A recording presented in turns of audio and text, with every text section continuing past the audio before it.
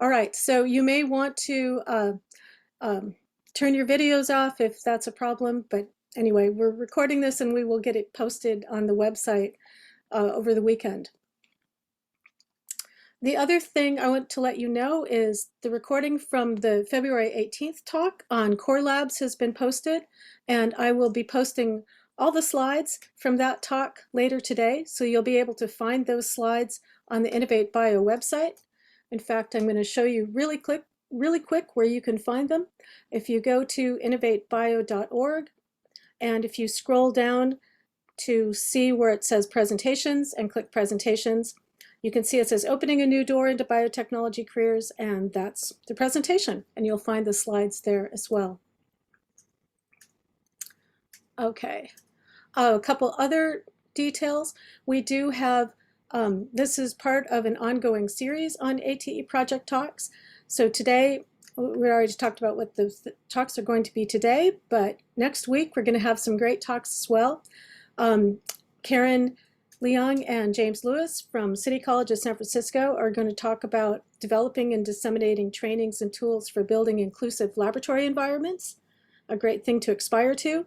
And we're going to have another talk on CRISPR. Dr. Elizabeth Bodecker is going to talk about developing gene editing coursework in collaboration with industry. And that's in Missouri, at St. Louis Community College, which we're looking forward to as well. Okay. All right, so let's see. I want to go through quickly the format for today's talk. We are going to be, our standard format is to have 15-minute talks, or 15 to 20-minute talks, and then have the discussion and evaluation at the end. You can feel free, if you like, to put questions in the chat. Our goal through this is to showcase the wonderful things that are going on in the different advanced technological education programs throughout the country. The Advanced Technological Education Program is a grant program funded by the National Science Foundation. And we'd like you to understand a little bit about it with the idea that some of you may want to apply for ATE grants, because it's a great thing to do and a great program to be part of. So we want to showcase the projects and help you learn a little bit about what's involved. If you would like to talk with the speakers after the talk, or talk with other people in Innovate Bio in a kind of informal way, we have set up a Slack channel called ATE Biotech Programs, but it's okay, you don't have to be part of a biotech program to join. I've put the invitation to the Slack channel in the chat, and you just have to click it and you can join from there.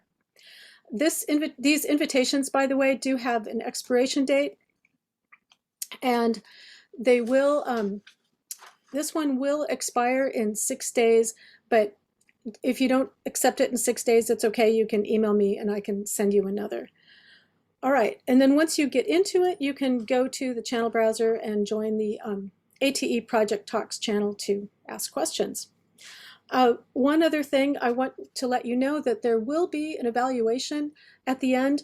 We know that sometimes you see these evaluation questions a lot, but we do want you to, we really value your input, and we really appreciate it when you complete the evaluation questions, because it helps us with planning and helps us with getting, doing the best for you with these series.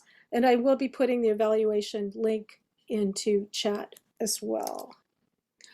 Okay, so Kristen is not here just yet, so I think what we're gonna do is, Goli, I'm gonna have you go first. No problem. All right, so I'm gonna stop sharing my screen here, and I'm going to introduce Dr. Golnar, Afshar from City College of San Francisco, talking about the wonderful program they have offering work-based learning for high school students. Take it away. And I think you can share your screen. Okay, let me try to do that.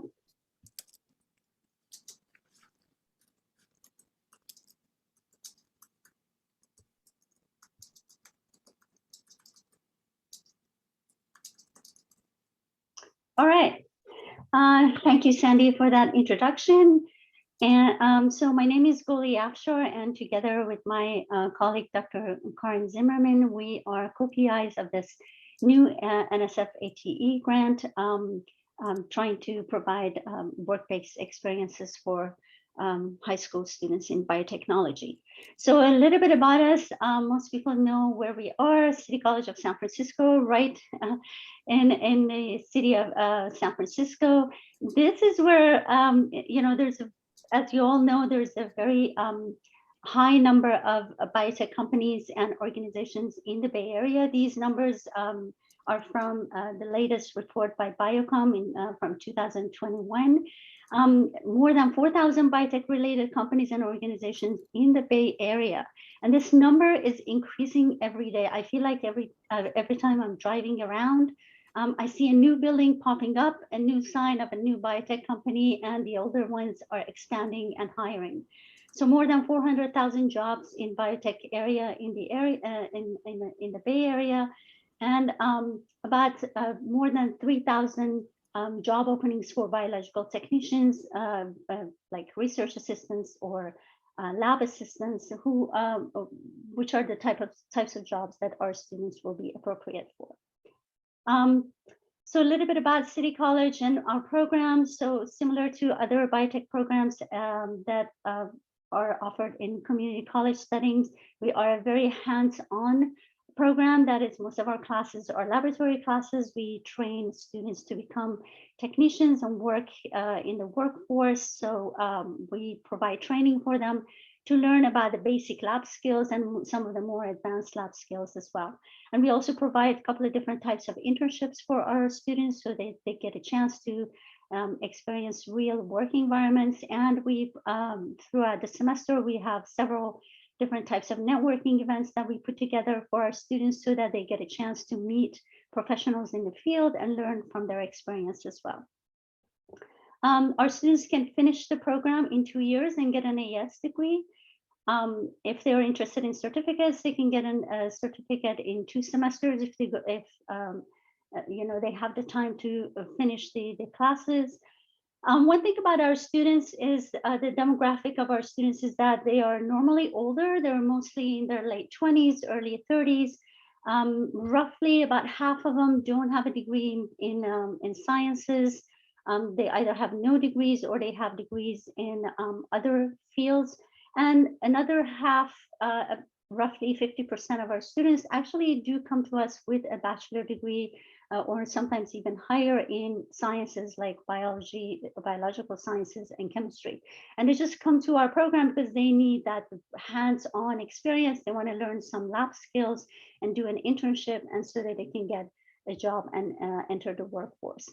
One thing that is lacking in our classes is young people that are fresh out of high school. It is very rare that we see a 19-year-old sitting in our classes who had just recently graduated from high school. And that's why there is our project. So the goal of our project is to increase interest and exposure to biotechnology fields and careers among high school students. And we want to focus more on students who are traditionally underrepresented in STEM. And we plan to do this by 3 different types of activities. One is providing field trips for high school students to come to City College and do some kind of a fun biotech activity to expose them to the field. We also want to provide some work experience for the students. And we're also working on developing some videos that can supplement our instructional material. So let's talk about the field trips first. We have been approached by local high schools in the past that they just call us up and they say, hey, we are interested in doing a field trip. Can we bring our students to City College? And can you come up with some kind of an activity for them? And we've always been happy to accommodate them.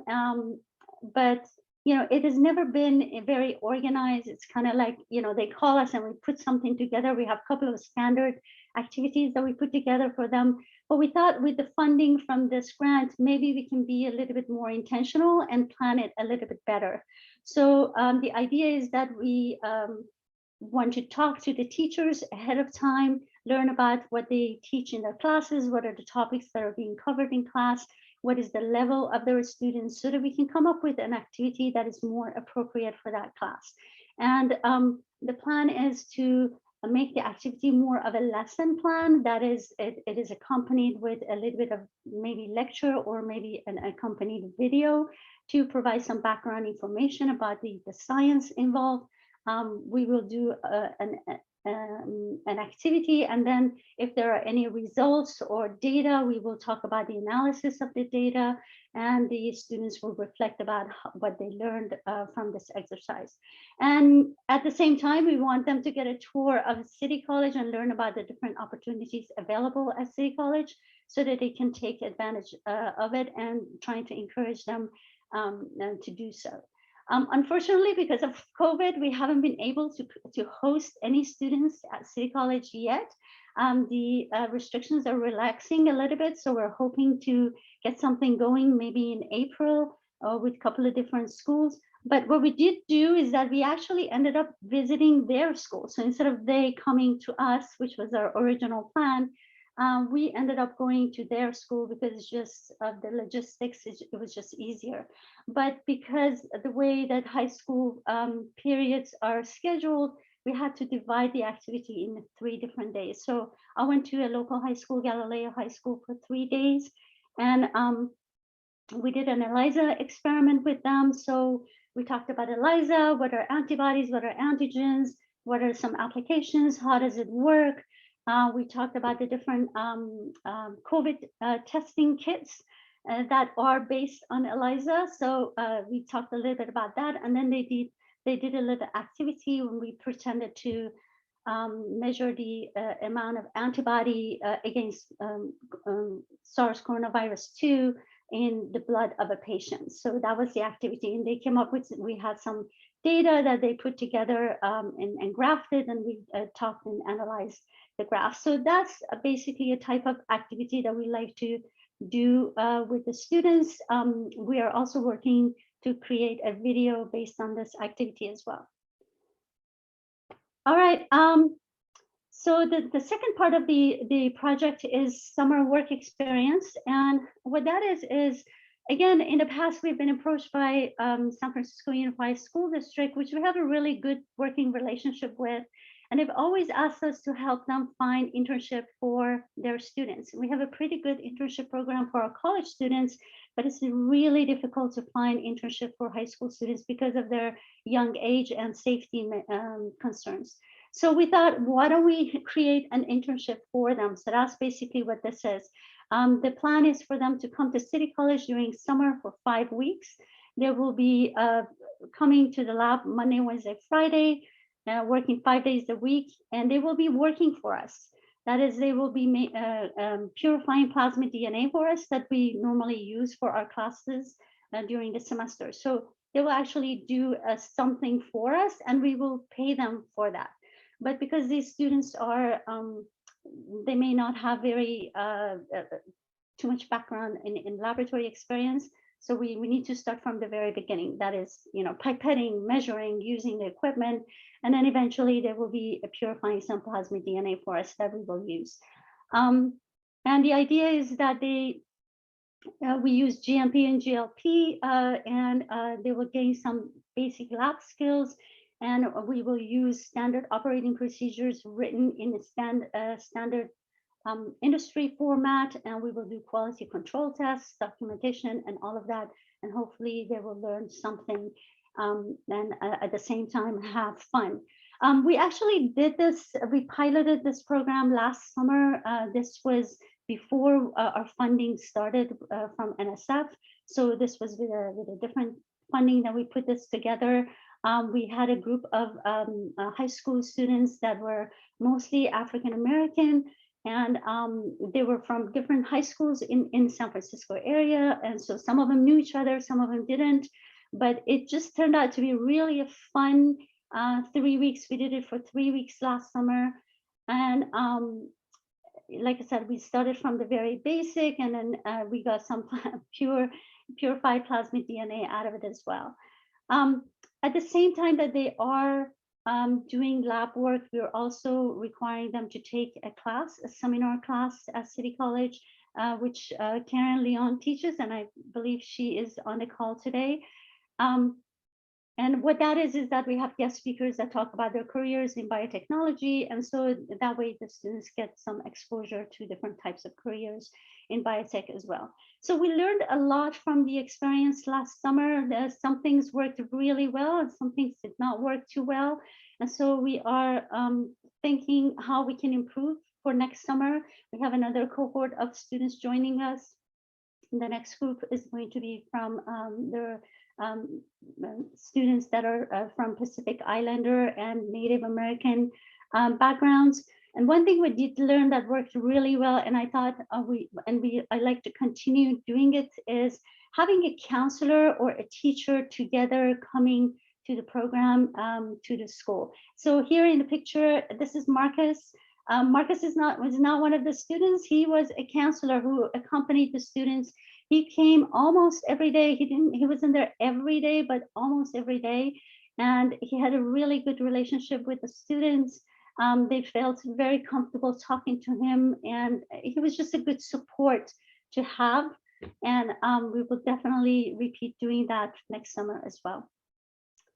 Okay, the last thing that I wanted to tell you about is the last part of the project is to develop some instructional videos for our instructional, to supplement our instructional material. This has turned into a great partnership between us and the Broadcast Electronic Media Arts program at City College. So what we are doing is that we are working with the faculty from the BIMA program and their students to develop instructional videos. This is one of their faculty here visiting our school, and these are students from their program who are visiting our lab, and they are checking the sound system, the lighting, and we're working on putting together a video. We also have some biotech students, college biotech students working with them. And it really has turned into a great partnership and relationship between the two programs that normally don't interact. Our student is constantly in contact with their students. They're working on the videos together. They're putting together a script. They are coming to the lab, doing test shoots. And so I'm very excited about it, and we'll see what comes out of it. So it's still a work in progress. And the idea is that these videos will accompany the lessons that we are creating for the high schools for the field trips. And also if they can be helpful for us, when we teach our classes in college. As you all know, during COVID, we were all trying to find videos that will be helpful when teaching online. And there are some really great professionally done videos out there, but it's very difficult to find a video that is a perfect match for your class, right? Some videos are the level is too low. Some of them, the level is too high. Some of them are talking about things that you don't want to talk about yet. And so it makes it a little bit more complicated. So we thought, why don't we just make our own videos and make our life easier that way? And it can help the high schools as well, because a lot of times they don't have access to the equipment, and it can supplement instructional material. Okay, here's another picture of the BIMA faculty and students visiting our classroom, and we were testing the sound system here. All right, I think I'm going to stop here, and I'll be happy to answer any questions at the end.